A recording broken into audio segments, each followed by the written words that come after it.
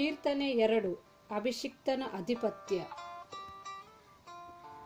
ದೊಂಬಿ ಏಳುವುದೇತಕ್ಕೆ ಅನ್ಯ ದೇಶ ವಿದೇಶಗಳು, ಕುತಂತ್ರ ಹೂಡುವುದೇತಕ್ಕೆ ಅನ್ಯ ಜಾತಿ ಜನಾಂಗಗಳು. ದೇವನಿಗೂ ಅವನ ಅಭಿಷಿಕ್ತನಿಗೂ ವಿರುದ್ಧವಾಗಿ ನಿಂತಿಹರು ನೃಪರು ಸಮರ ಸನ್ನದ್ಧರಾಗಿ. ಸಮಾಲೋಚಿಸಿಹರು ಸಚಿವರು ರಹಸ್ಯವಾಗಿ. ಅವರೆಮಗೆ ತೊಡಿಸಿಹ ಬೇಡಿಗಳನ್ನು ಮುರಿಯೋಣ ಎನ್ನುತ್ತಿಹರು. ಅವರೆಮಗೆ ಹಾಕಿದ ಬಂಧನಗಳನ್ನು ಹರಿಯೋಣ ಎನ್ನುತ್ತಿಹರು. ಪರದಲ್ಲಿ ಆಸೀನನಾಗಿಹ ಪ್ರಭು ನಗುವ ನಿದಕ್ಕೆ, ಗುರಿ ಮಾಡದಿರನು ಇವರೆಲ್ಲರನ್ನು ಪರಿಹಾಸ್ಯಕ್ಕೆ. ಅನಂತರ ಸಿಡಿದೆದ್ದು ಹೀಗೆಂದು ನುಡಿವನು, ನೇಮಿಸಿದ ಅರಸನನೇ ಸ್ಥಾಪಿಸಿಹೆನು. ಸಿಯೋನ್ ಶ್ರೀ ಶಿಖರದಲ್ಲೇ ಅವನನ್ನು ಇರಿಸಿಹೆನು.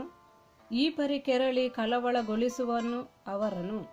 ಕೇಳಿರಿ ದೈವಾಜ್ಞೆಯನು, ಆತನು ಎನಗಿಂತೆಂದನು, ಈ ದಿನ ನಾನಿನ್ನ ಹಡೆದಿಹೆನು, ನೀನೆನಗೆ ಮಗನು. ಕೇಳಿದೆಯಾದರೆ ನಿನಗಧೀನ ಮಾಡುವೆನು ರಾಷ್ಟ್ರಗಳನ್ನು, ಕೊಡುವೆನು ನಿನಗೆ ಸ್ವಾಸ್ಥ್ಯವಾಗಿ ಜಗದ ಅದಂತ್ಯವನ್ನು. ನೀ ಬಡಿದು ಹಾಕುವೆ ಕಬ್ಬಿಣದ ಗದೆಯಿಂದವರನ್ನು, ನೀ ಒಡೆದು ಹಾಕುವೆ ಮಣ್ಣಿನ ಮಡಕೆಯಂಥವರನ್ನು. ಎಂತಲೇ ವಿವೇಕಿಗಳಾಗಿರಿ ರಾಜರುಗಳೇ, ಬುದ್ಧಿವಾದಕ್ಕೆ ಕಿವಿಗೊಡಿ ದೇಶಾಧಿಪತಿಗಳೇ. ಭಯಭಕುತಿಯಿಂದ ಪ್ರಭುವಿಗೆ ಸೇವೆ ಮಾಡಿರಿ, ನಡುಗುತ್ತ ಆತನ ಪಾದ ಪೂಜೆ ಮಾಡಿರಿ. ಇಲ್ಲದಿದ್ದರೆ ಭುಗಿಲೆದ್ದಿತು ಆತನ ಕೋಪಾವೇಶ, ಮಾರ್ಗ ಮಧ್ಯದಲ್ಲೇ ಕಾದಿರಬಹುದು ನಿಮಗೆ ವಿನಾಶ. ಆತನನ್ನು ಆಶ್ರಯಿಸುವವರಿಗಿದೆ ಸೌಭಾಗ್ಯ ಸಂತೋಷ.